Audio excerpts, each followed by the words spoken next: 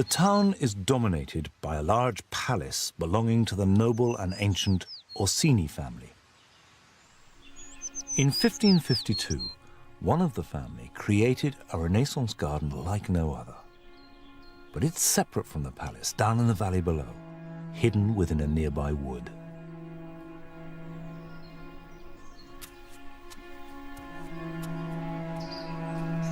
This is the Sacro Bosco, or Sacred Wood, and everything about it is completely different from the other great gardens of the period. Harmony and symmetry are replaced by twisting pathways. It is full of fantasies and visions that loom out of the trees. And for an age that believed absolutely in goblins, ghosts, and woodland sprites, they are spiced with real horror.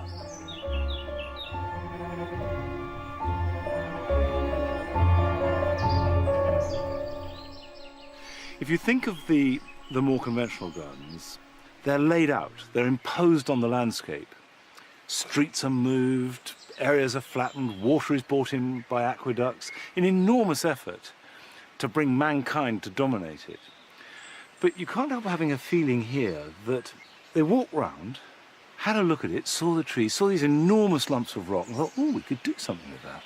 And it is extraordinary when you think that these great lumps of stone like this were just there and they hacked into it on the spot.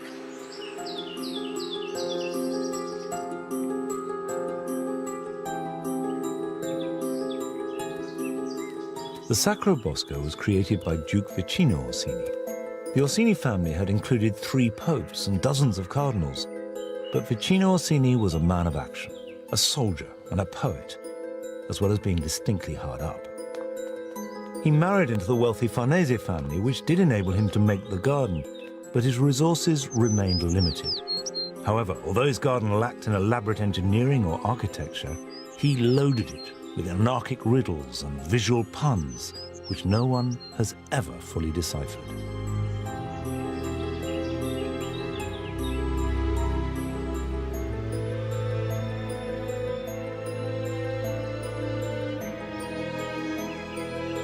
At the garden's heart is a giant mouth of hell.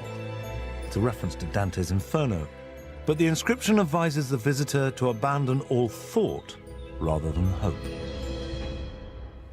There is this grotesque mouth with nostrils like cannons, and it's like a child going, grrr.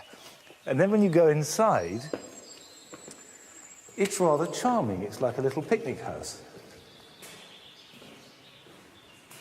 And you can imagine the Duke and his chums coming down here and having a bottle of wine and some cheese in this cool, rather elegant room.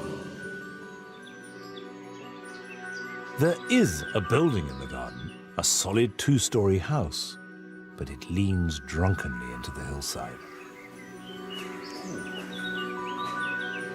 It has been suggested that it symbolizes the collapsing fortunes of the House of Orsini.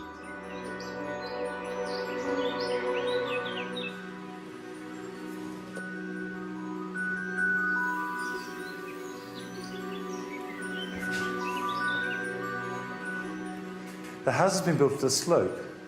It's leaning. It's falling. And certainly the 16th century visitor would have appreciated the pun on house, household, family, the name, you know, at a tilt. And of course, one of the ironies is that this falling, leaning house is still standing strong after 500 years. Try and stand up, and I get the wobblies. It's really weird.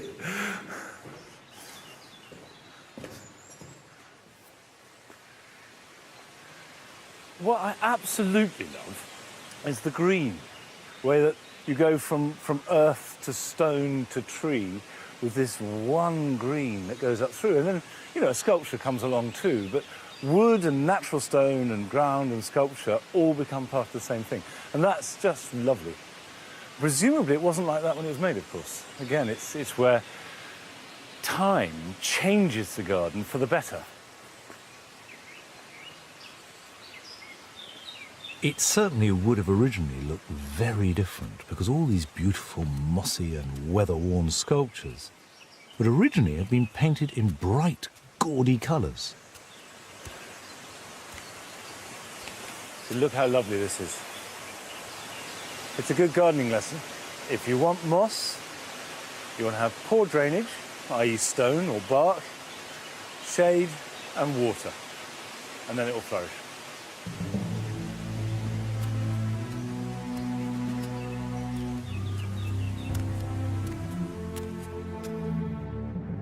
Orsini was a soldier of fortune, a mercenary, fighting for the Pope amongst others. So it's no surprise that one of his main themes is the abuse of power. Here, the colossal figure of Hercules takes his righteous, if disturbingly rapacious, revenge on Cacus, who has stolen his cattle. And one message comes through loud and clear in this garden, which is that Orsini is challenging the overweening confidence and pride displayed in the grand gardens of Rome's ruling class.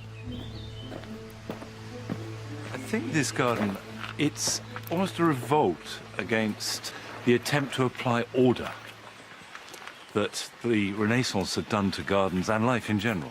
This idea that if you make everything symmetrical, then somehow life will become controlled. And what Orsini's doing here, I think, is saying, well, life isn't like that.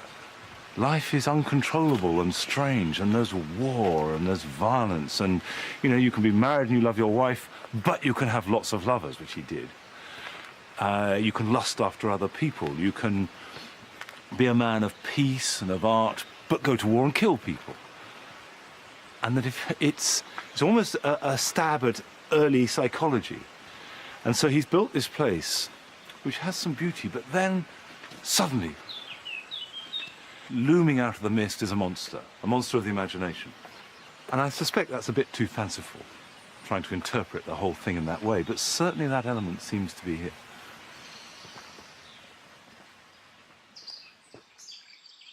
In the end, Bomarzo remains an enigma, and rightly so. It's a beautiful and disturbing tangle that would be diminished if it was unravelled.